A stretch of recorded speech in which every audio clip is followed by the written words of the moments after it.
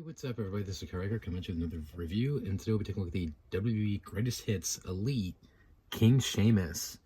Now, this was honestly a surprise. I'm surprised that they chose this particular Sheamus to put in the Greatest Hits line, but hey, I'm not complaining. I used to have the original version of this figure years ago, back in the day, and I actually miss having it in my collection because it was one of my favorites.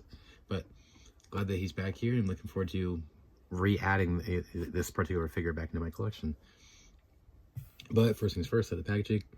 Of course, we got an awesome picture of King Sheamus there. I like that they actually put King Sheamus on there, because when the original version of this figure came out, I think it was Elite 13, it just said Sheamus. It didn't say King Sheamus, so that's a nice touch there.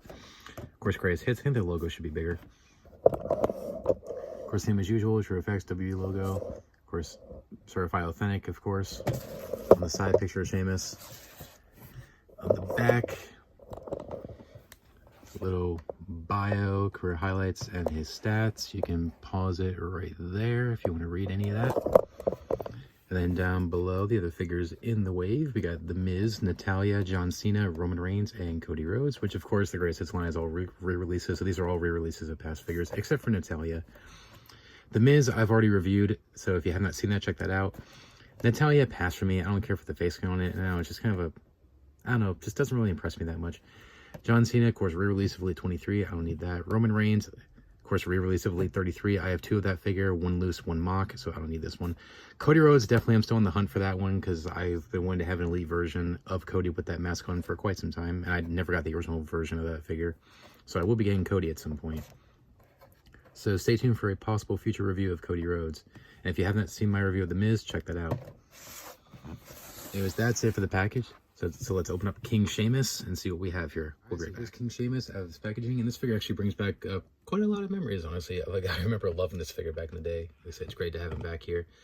It's pretty much the same as the original figure, but there's a couple of differences, which I'll get into it. Let's get right into it. First up is accessories. It comes with 3 pairs of hands, which obviously the original figure did not have, because that was during the era when they didn't have interchangeable hands. He's got the center grips here that's already on him. We got a pair of fists and a pair of more open hands.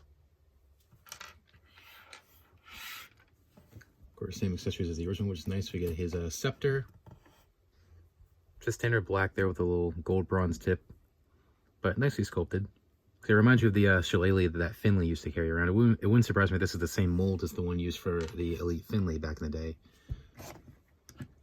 Of course, he does have a crown, which is a pain in the butt sometimes, because it's kind of a small crown, and obviously his hair, so it's kind of a pain in the butt. Yeah, this definitely brings back memories, because I remember it was a nightmare taking this crown off. Actually, it's easy to take off, but it's a pain in the butt to get back on. But here's the crown. Nicely sculpted and detailed as well. Yeah, it's a nice flexible rubber, so it can stretch just a tiny bit, but still be careful. It might break over time. And I remember the gold on this crown fading over time, so be aware of that.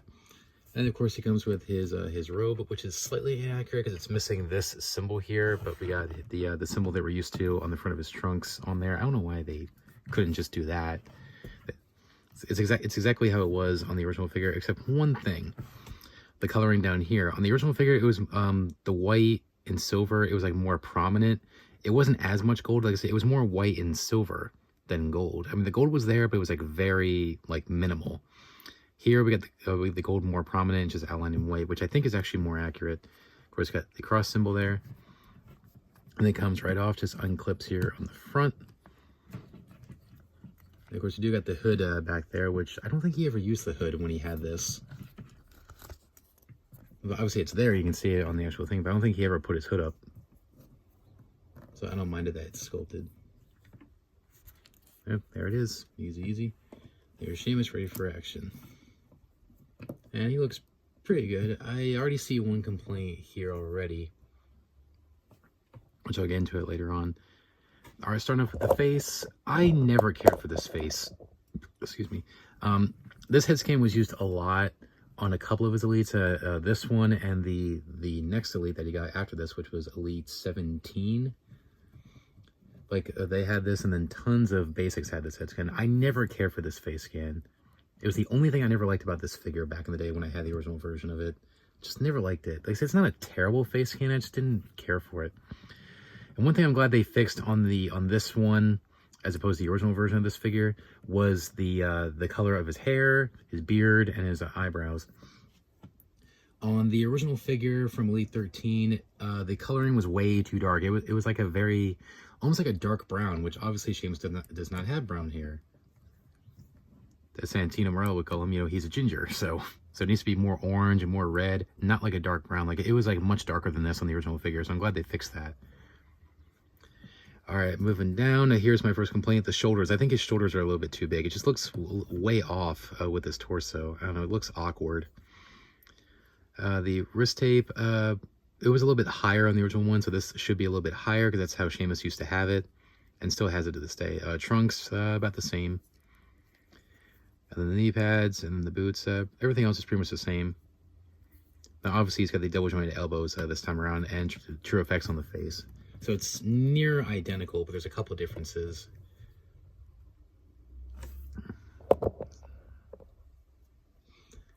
Anyways, like I said, the pretty decent re-release, like I said, despite its issues. Articulation standard for the newer Elite figures. Head rotates 360, can go up and down. Arms rotate 360, can go in and out. Rotate at the bicep. Double joint in the elbow. Pinless elbows, like that. Rotate the wrist and then hinge at the wrist. Ab crunch. All right. Now, however, this is an ab crunch that always gets loose over time, so kind of concerned about that. Hopefully that doesn't happen. Waist. Legs forward and back, in and out, swivel at the thigh, double joint the knee, has the pins on the knees. That's kind of good because they still need to work out the flaws with the pinless knees, because the pinless knees, they get so stiff you can barely move the knees at all. So I do like the pinless knees, but they need to fix like how stiff and tight they are. Like it's like really crushing his leg when you try to move it. They figured it out with the elbows, but not the knees. So hopefully they figure that out in the future. So he does get pins on the knees there. So double joint the knee, swivel with the boot, and hinge at the ankle, and the ankle pivot. Now this is the boot mold that gets very loose over time, so be aware of that. I need to fix the hip joints. Yeah, this hip joint is terrible, so they definitely need to fix that.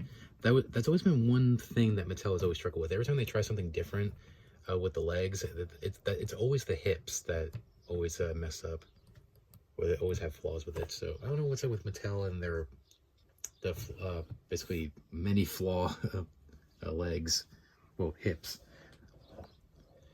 So anyways, this figure, super glad to have this figure back in my collection. Like I said, I got a couple issues with it, but still nice to have this figure back in the collection after all these years.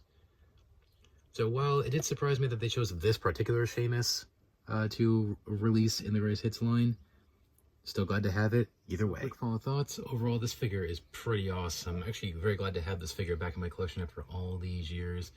Again, I was a little surprised that they chose this particular Elite Sheamus to re-release in the Greatest Hits line, but still glad to have it back either way. I'm glad they fixed a couple things that the original figure had. Only complaints I have with it is, of course, the gold paint is definitely going to fade away and actually rub off over time. Of course, the shoulders, they look a little awkward. The crown could have been a little bit easier to get on. Like, that's still a problem that the original figure had that they did not fix. And of course, the bad hip joints, which has been a trend with the Mattel figures lately. So hopefully they fix that going forward.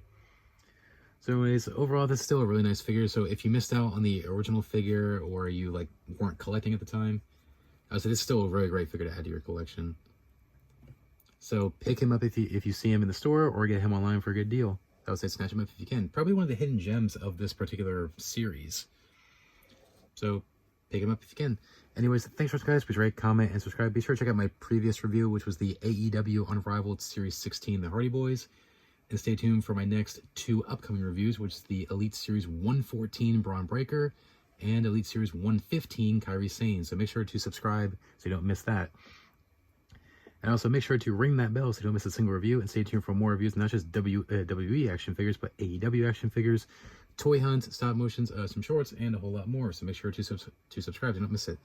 Anyways, thanks for watching, guys. Please rate, comment, and subscribe. And until next time, remember, you can't touch my dream and you can't touch my soul. I'm out. Take care, guys. Bye. Can't touch my dream, can't touch my soul.